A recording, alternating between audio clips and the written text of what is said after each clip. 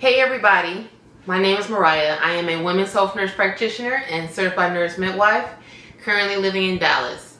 I've been a CNM and WHMP for 3 years now, and I've been a registered nurse or in healthcare for 6 going on 7 years now.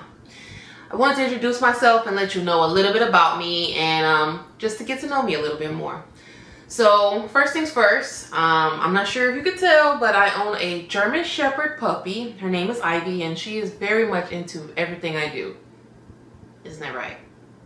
You can't see her, but she's right here. She's always very close by. Next thing about me is I own a small business doing resin art. If you're unfamiliar with that medium, it's basically a form of liquid that hardens into a hard, like plastic acrylic, and I make all types of things with this. Coasters, art deco, bookmarks, lots of fun things, and I've really enjoyed that over the years. I actually started this hobby during the pandemic when we were all quarantined, so at least something came good from the quarantine, or the pandemic at least.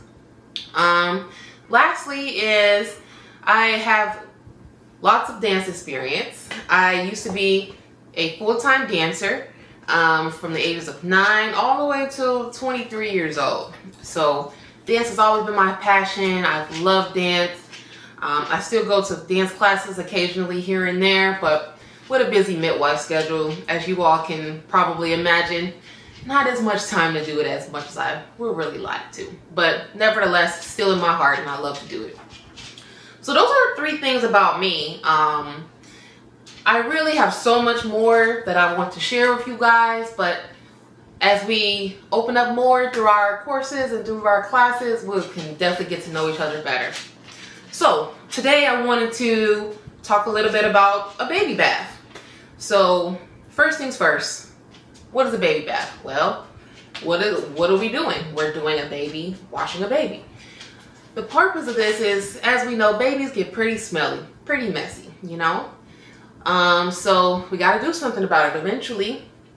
So today I wanted to show you guys some tips and tricks to not only have a good, positive experience with your baby for bonding, but as well as keeping you and your baby safe during the process. So stick around and we'll get right into that. Okay, so like I said, today we're going to be talking about a baby bath, and it's important, few things I want to discuss before we get started here. First things first, we are bathing a baby. They were recently born. Every little nook and cranny on your baby is brand new, meaning that it's sensitive. So you want to definitely, even though the baby bath is something simple and easy to a degree, you do want to make sure that you are being intentional with your baby and making sure that you have all the things you need before getting started. So that brings me to my next point. What do you need?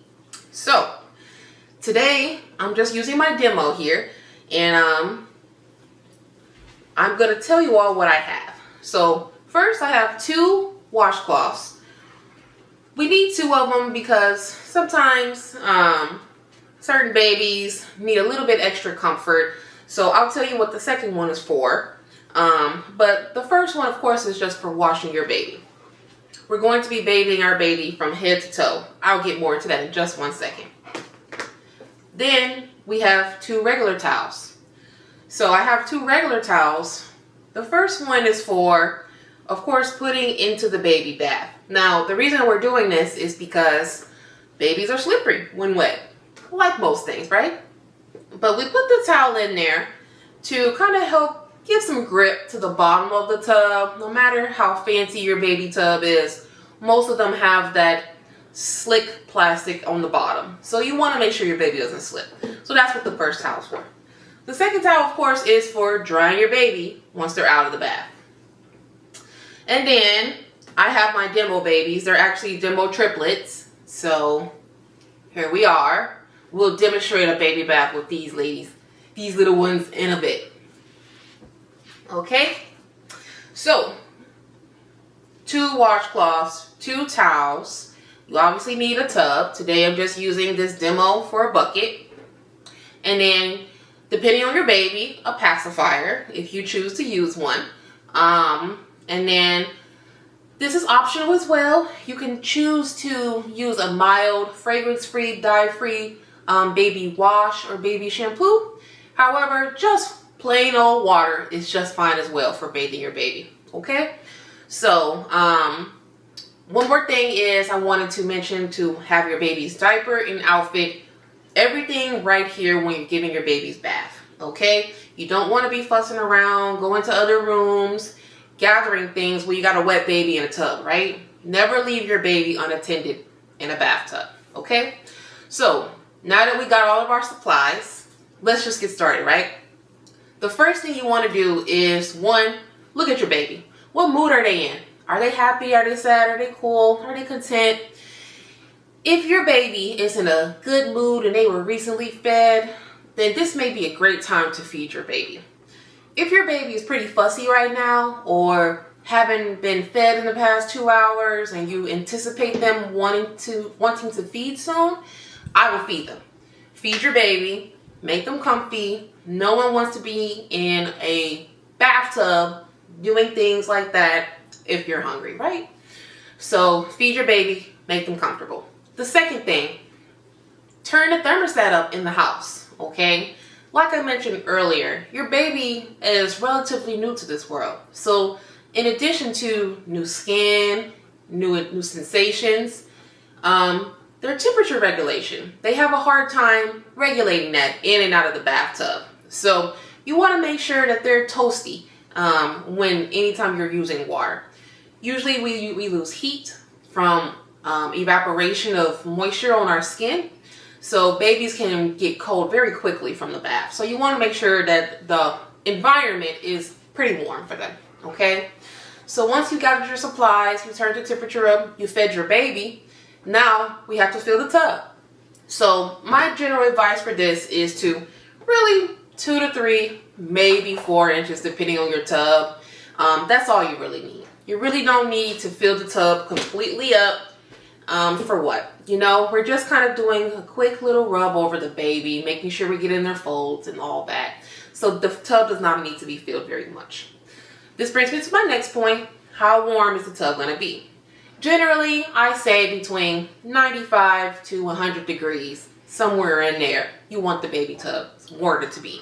So if you don't have a thermometer, and you can add that to the supplies like we mentioned in the beginning, but if you don't have one of those fancy thermometers, we all have an elbow, okay? So once you have your water in the tub and you're just wanting to test it out, put your elbow in, and then it should feel warm. It shouldn't feel cold. It shouldn't feel hot. It should feel warm. If it feels warm to you, then it's likely okay, okay? My advice would be to, if it's in your budget and if it's accessible to you to get a baby thermometer or a tub with a baby thermometer on it, just go ahead and splurge for it. It's okay. Or we all have regular baby thermometers for just our temperature we take for our health. So you can use that as well in the tub. Just make sure you clean it thoroughly with an alcohol wipe and dry it completely afterwards. Cool. All right, so we got our supplies. We fed our baby. We turned the temperature up. We have our water in the tub. It's a good temperature. Now, let's start the baby bath. So here, I have my baby. This is also my other baby, but she's not getting in the bath. This is my other baby. We'll call her Clara. So this is my baby, okay? We are about to get into the bathtub, right? She's been fed. She's happy. She's living her best life. We're about to have fun in the tub, okay? So what you want to do, of course, is undress your baby. If they have a poopy diaper, you want to go ahead and clean that. Make sure that you're not putting the baby into the tub and messing up your clean water with any poop or anything. So just go ahead, take a baby wipe and wipe that off. Make sure you just have a relatively freshish baby before you put into the tub. Okay, so now that we have our baby, we're going to slowly, what I like to do is take my non-dominant hand, which is my left, and I like to put it behind their neck, just for a solid, good, comfortable neck support. You know, their necks are just easy to get away from you because they don't have that much strength, so you want to support them here. This can also make your baby feel more secure as they're going from a more land environment to a now water environment. Okay, so now that you have your baby, they're undressed. you want to go ahead and dip them into the tub, starting with their feet first. Okay? They're happy, they're content, and then here we are. Now, you can leave your hand here. And I recommend that, especially if you don't have a chair or support in the tub. But a lot of times tubs these days, the modern tubs, they have a support or a baby seat in the tub that can help you support this, help support the baby. However, never leave a baby unattended in a tub, no matter how fancy your tub or how much support you have, okay? So I'm just gonna go ahead and hold my baby, and then I'm going to go ahead and take my washcloth. You can choose to use soap or fragrance-free shampoo if you like I mentioned, but as well, just plain water is good as well. So I'm gonna take my washcloth, and I'm gonna just start from the baby's eyes, their face, cleaning their little mouth, and then that's all. That's that, okay? I'm gonna save washing their hair for the very end, and you'll see why in a moment, okay? But I'm just gonna clean their face, and just wipe around their ears. Make sure you get into the neck. You know, babies have lots of folds, and old milk or spit up, skin cells, bacteria can get in those folds. So you want to make sure you get into those folds. Even they're just so yummy, aren't they? You just want to make sure you clean them so they stay yummy, right? So clean your baby's face. Then I'm going to use the same washcloth and wash their arms, okay? Now, my baby is getting a little bit fussy right here, okay? So what I'm going to do is actually dampen this cloth, and I'm going to put it on her chest, okay? The chest, though, the washcloths on the chest help keep the baby more warm, because if they have any skin exposed and it's been wet, as the air is hitting it, they can get chilly or catch a chill with that. So some babies enjoy having that cloth on their chest to help keep them a little bit warmer. So I did that. My baby's still a little bit fussy though, so now I'm going to grab a pacifier and see if that can help soothe my baby, okay? So I'm going to continue on with the bath, going from her face, from her neck, her arms, her chest, and then her legs. Once you do all of that, you want to save the end part of your bath for the baby's genitals. So you want to wash this last because that's bacteria, right? You don't want to spread the bacteria to other places of the body or leave the baby, especially little girls, prone to a urinary tract infection, okay? So once you have washed your baby completely, front and back, you can go ahead and clean in between their legs. Don't forget the rolls. And then there we go. So now I have washed my baby's face, arms, neck, legs, body, and private parts, okay? So at this point, I can start to conclude my bath. However, like I had mentioned earlier, we prepped the towel for getting your baby out of the wash, okay? So once your baby is completely clean, you can transport them to the towel and then wrap them up like so. And then you have a fresh, clean baby. However, we didn't wash her little hair first. And I did this intentionally because I find that babies enjoy washing their hair if they're more warm and swaddled when they're doing it, okay? So we're gonna just save this part for last. So we still have our water. We're gonna just go ahead and put a little bit of water onto the baby's scalp. Make sure you're massaging it. You can even take a small baby comb and you can massage their scalp. And this can also help with cradle cap. Sometimes that dried up follicles can build up on the scalp of the baby. You can use a small comb to kind of help massage some of that out. Okay, so if I had a small baby comb, I would show that here now. Okay, so washing. Okay, so now I've combed, I've washed my baby's head. And if you got one of those cool little baby towels with the hood on it, you can just go ahead and put the baby's hood on top. I I don't have that today, so I'm just going to go ahead and take another towel and wrap my baby's head with the towel. Okay. So, now we have a completely clean and fresh baby. Okay? So, important things I want you all to remember here. From this point, you can choose to moisturize your baby, breastfeed your baby, give your baby a bottle, a passy, whatever you want.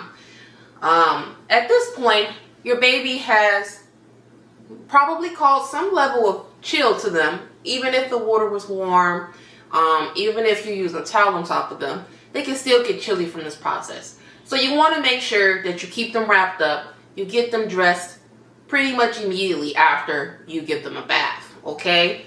You can use nice moisturizers that are fragrance free and agree with your baby's skin tone. That's totally up to you all. But just making sure the priority is on a warm baby after your bath, okay? So, wrapping it up.